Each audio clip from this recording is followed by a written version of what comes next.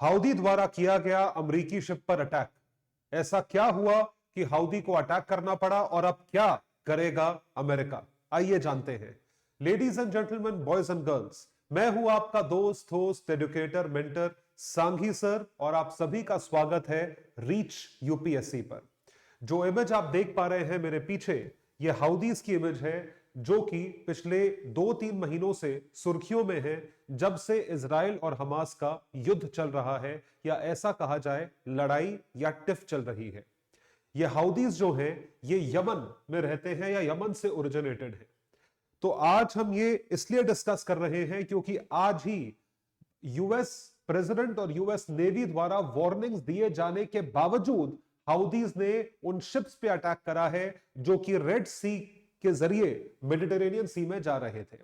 Red सी वो रास्ता है जो कि इंडियन ओशन को मेडिटेरेनियन सी से कनेक्ट करता है। आपको अभी दिखाते हैं।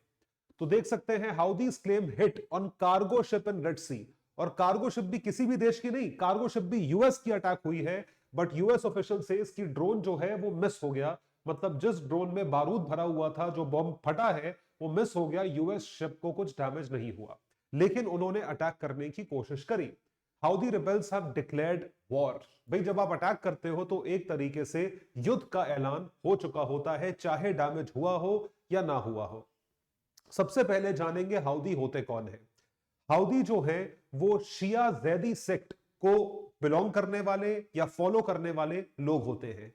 ये शिया एक स्पेसिफिक सेक्ट होता है इस्लाम में, जो कि मुस्लिम्स फॉलो करते हैं। So followers of the Shia Zaidi sect, the faith of around 1/3 of Yemen's population.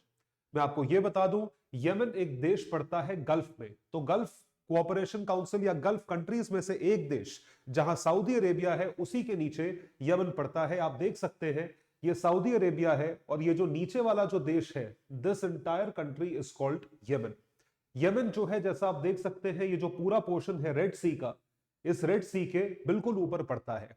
Yemen के नॉर्दर्न पोर्शन में हाउदीज जो है वो स्पेसिफिकली यहां पे इनहेबिट करते हैं, और इनको कहा जाता है अंसार अल्लाह, द पार्टिजन्स ऑफ गॉड। अपने आप को भगवान के फॉलोअर्स, कैरियर्स मानते हैं। The group began as movement preaching tolerance and peace in Zedi, stronghold of North Yemen in the early 90s। तो ये जो सेक्ट है, आयरनी की बात है, आप सोच के देखिए, एक तरफ आप बारूद से भरा ड्रोन जो है उससे अटैक कर रहे हो, और आप अपने आप को पीस के प्रोपोनेंट मानते हो, आप अपने आप को अमन की आशा कहते हो। इस स्पेसिफिक सेक्ट को ईरान जैसा देश सपोर्ट करता है, क्योंकि ईरान जो है वो भी शिया सेक्ट को बिलोंग करता है, या वो भी शिया सेक्ट को जो है प्रपोज करता है। They conflicted with Saudi Arabia because of the same sect that they don't follow. तो आप देख सकते हैं, इस पूरे पोर्शन में जो है वो स्पेसिफिकली जो है हाउदीज डोमिनेट करते हैं। तो यहीं से वो पूरा का पूरा ट्रेड रोक रहे हैं। उनका यह कहना है कि जो भी ट्रेड हो रहा है, जो भी शिप्स इजराइल की तरफ जा रही हैं या गाजा की तरफ जा रही हैं, हम उन पे अटैक कर रहे हैं। लेकिन ऐसा नहीं है, वो किसी भी शिप पे अटैक कर रहे हैं और पूरा का पूरा ट्रेड रोका हुआ है। अब जानते हैं रेड सी के बारे में। थोड़ा सा आपको रेड सी के बारे में भी बता दूं। रेड सी को बॉर्डर करते हैं ये देश जो कि अफ्रीका, तो रेड सी बेसिकली अफ्रीका और गल्फ के बीच में पड़ता है। देखिए, ये रेड सी है, तो ये है African continent, Egypt, Sudan, Eritrea, Djibouti, और ये है आपका गल्फ। यहां पे सऊदी है, और ये आपका यमन है। ऊपर जॉर्डन वगैरह पड़ता है, और इसी के ऊपर ये गजा है और ये इजराइल है। तो जैसा कि आप देख सकते हैं, Egypt, Saudi, Yemen, Sudan, Eritrea, Djibouti, connected to the Indian Ocean in south through the Bab el Mandeb Strait and the Gulf of Aden. तो मैं आपको यह बता दूं, ये जो स्ट्रेट है, ये आप देख सकते हैं, ये बाबल मंडप स्ट्रेट है, ये गल्फ ऑफ एडन है। तो इसके थ्रू ये इंडियन ओशन को मेडिटेरेनियन सी से कनेक्ट करता है। ये मेडिटेरेनियन सी है जो कि यूरोप तक जाती है। तो मेडिटेरेनियन सी को इंडियन ओशन से जोड़ने वाला रेड सी है। रेड सी तक पहुंचने का पैसेज होता है बाबल मंडेब, ये स्ट्रेट्स हैं, और गल्फ ऑफ एडन इसके थ्रू। तो जैसा कि आप देख सकते हैं, in the north are Sinai peninsula, gulf of Aqaba and gulf of Suez, ये नॉर्दर्न पार्ट में पड़े, और साउथ में जैसा मैंने आपको बताया गल्फ ऑफ एडन है। Occupies a part of great rift valley, Afro Arabian rift, जो कि यहां पर आती है। तो ये आपका सुएज कैनाल हुआ, इसके थ्रू ये मेडिटेरेनियन सी में चले जाते हैं। रेड सी की इंपॉर्टेंस यह है कि पूरी दुनिया का 12% traffic, 12% of the global traffic Red Sea के जरिए ट्रेड किया जाता है, या जो ऐसा कहा जाए व्यापार है पूरी दुनिया का, वो 12% इस रूट से होता है। तो कितना भारी नुकसान होगा अगर यहां पे शिप्स को रोक लिया जाए या शिप्स को यहां पर जाने आने में खतरा हो। तो Suez Canal offers the quickest maritime route between Europe and region bordering the western Pacific and Indian seas, और Red Sea carries the global trade of 12%, which is very significant for the globalization। ये बहुत ज्यादा important है। तो Houthis ने exactly किया क्या? Houthis commercial ships को रोक रहे थे क्योंकि वो इजराइल हमास वॉर से नाखुश है। उनके अनुसार इजराइल जो है वो हमास के ऊपर एक्सप्लॉइट कर रहा है, हमास को जबरदस्ती मार रहा है। Official said many vessels had no Israeli connection. Obviously अब सिर्फ इजराइल के वेसल्स छोड़ी जा रहे हैं, पूरी दुनिया के वेसल्स जा रहे हैं, लेकिन हाउदीज जो है वो फिर भी उन वेसल्स को रोक रहे हैं। Ships that have been attacked have direct connections to 55 countries, और इस वजह से क्योंकि वहां पे अटैक्स है, बहुत सारी कंट्रीज ने ट्रेड रोक दिया है। भाई नुकसान करने का क्या फायदा? क्या फायदा नुकसान करने का? यही इशू है जो 55 से ऊपर देश जो व्यापार कर रहे हैं वो फेस कर रहे हैं। उसमें अमेरिका सबसे ऊपर आता है और बाकी कई सारे देश आते हैं जो कि यूरोपियन यूनियन के साथ ट्रेड करते हैं। सो हाउदी ड्रोन बोट पैक्ट, जो बोट था, जो हाउदी ड्रोन था, it was packed with explosive, बारूद से भरा हुआ था। इसके द्वारा अटैक किया गया, डेटोनेटेड इन द रेड सी। लेकिन यूएस ऑफिशियल्स का यह कहना है कि वो यूएस शिप को मिस कर गया, कार्गो वेसल को मिस कर गया, fail to cause any damage और कैजुअलिटीज, ऐसा कहना था यूएस नेवी ने। Houthis continued its attack in defiance of international calls to stop.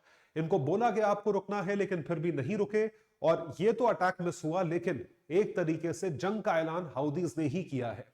These actions have disrupted international shipping, क्योंकि अब आप सोच के देखिए कौन ट्रेड करेगा, causing some companies to suspend transits, या आप ट्रांजिट को सस्पेंड कर रहे हो, और कितना ज्यादा, how much longer and costlier journey through Africa, इस चीज को तय कर रहे हैं। तो अब ऑल्टरनेट रूट जो है, अगर वो यहां से देखिए, ये है बबल मंडेब, ये है गल्फ ऑफ एडन, ये आपका रेड सी है, और ये मेडिटेरेनियन सी की एंट्री है। तो इंडियन ओशन को मेडिटेरेनियन सी से जोड़ने के लिए या यूरोप तक पहुंचने के लिए या तो ये रास्ता है।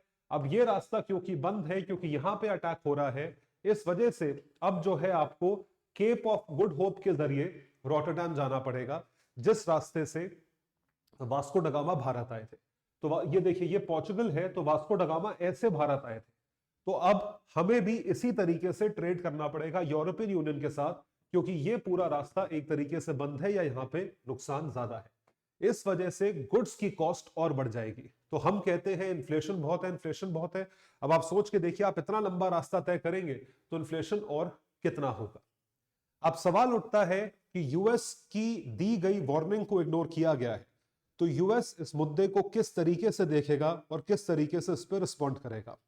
US and other countries launched last month an operation prosperity guardian, और ये कई सारी कंट्रीज के सपोर्ट के साथ किया गया है। कई सारी कंट्रीज से कंट्रीब्यूशन लेकर प्रॉस्पेरिटी गार्डियन मिशन को शुरू किया गया है, ताकि सिविलियन वेसल्स को प्रोटेक्ट किया जाए। तो 22 देशों ने कंट्रीब्यूट करा है इसके लिए। US warships and partners have shot down 2 cruise missiles, 2 cruise missiles को शूट डाउन करा, एंटी शिप बैलिस्टिक मिसाइल्स और 11 ड्रोन्स को शूट डाउन करा है, और ये सब ने मिलकर करा है प्रॉस्पेरिटी गार्डियन के जरिए। लेकिन फिर वही बात है, जैसे आतंकवादी कहते हैं कि हमें तो एक बार लकी होना है, आपको हमेशा लकी रहना है। हमारे 100 अटैक्स में से एक भी स्ट्राइक करा तो आपका भारी नुकसान है, लेकिन आपको हर बार हमें रोकना पड़ेगा, आपके लिए ज्यादा मेहनत का काम है। तो इस तरीके से जो नेवल कमांडर है यूएस के, उन्होंने अब धमकी दी है ईरान को। अब आप पूछोगे ईरान को धमकी क्यों दी है? भाई हाउदी जो है यमन में है, तो यमन को बोलना चाहिए? नहीं, हाउदीज को जो सपोर्ट है वो ईरान से मिलता है because of the sect they belong to. और इसी तरीके से जितने भी शिप्स इस रूट के थ्रू सेल करते हैं, उनको रोका जा रहा है। और उनको रोकने से बचाने के लिए, या उनको सब, भाई देखो सपोर्ट आपको कहां से ये बैलिस्टिक मिसाइल्स और एंटी टैंक मिसाइल्स मिलेंगे? आपको मिलेंगे एक डेवलप्ड कंट्री से, या एक ऐसे देश से जो ऑलरेडी एंटी यूएस हो। तो वो देश है ईरान। ईरान इनको सप्लाई कर रहा है। तो यूएस के द्वारा दोबारा धमकी दी गई है, अगर ये दोबारा हुआ तो यूएस भी सेम चीज करेगा। 12 देश including US, Japan and Britain issued a final warning to the Houthis. तो देख लीजिए अब आप किस तरीके से वॉरलाइक सिचुएशन है। हम 21वीं सदी में 2022 से लेकर अभी तक 2 साल हो गए हैं, पहले रूस यूक्रेन का वॉर, उसके बाद इजराइल हमास का वॉर, और अब जो है हाउदीज के अगेंस्ट भी वॉर वेज होने वाला है। तो पूरी दुनिया वॉर वॉर वॉर में लगी रहेगी। तो क्या गलत कहा गया था जब यह कहा गया था कि विश्व युद्ध 3 बहुत जल्द होने वाला है? So because Iran is a mastermind behind this attack, तो यूएस के जो नेवल कमांडर हैं और बाकी देश हैं, उन्होंने डिप्लोमेटिक चैनल के जरिए ईरान को भी डायलॉग के लिए बुलाया है और इनको एक तरीके से मीठी सी धमकी दी है कि इस चीज को बंद करा जाए। तो हम क्या कंक्लूड कर सकते हैं इसमें, या इस मुद्दे को देखते हुए अभी क्या कहा जा सकता है? A call for more adaptive and progressive power development and deployment strategies to effectively tackle evolving security challenges beyond traditional comfort zones. तो आपको अपने रिसोर्सेस को प्रिजर्व करना है और उसी तरीके से आपको आगे बढ़ना है ताकि आप अंतरराष्ट्रीय स्तर पे व्यापार के लिए सिक्योर तरीके से कर सके या सिक्योर तरीके से व्यापार कर सके। अब देखने वाली यह बात है कि यूएस और बाकी देश क्या एक्शन लेंगे। आपको क्या लगता है कमेंट सेक्शन में लिखकर बताइएगा। और अगर आपने हमारा चैनल अब तक नहीं सब्सक्राइब करा है तो प्लीज चैनल सब्सक्राइब कर लीजिएगा। बहुत मेहनत से आप लोगों के लिए वीडियोस बनाए जाते हैं। सब्सक्राइब करिए और बेल आइकन दबाइए। Thank you so much. Bye everyone, take care and all the best.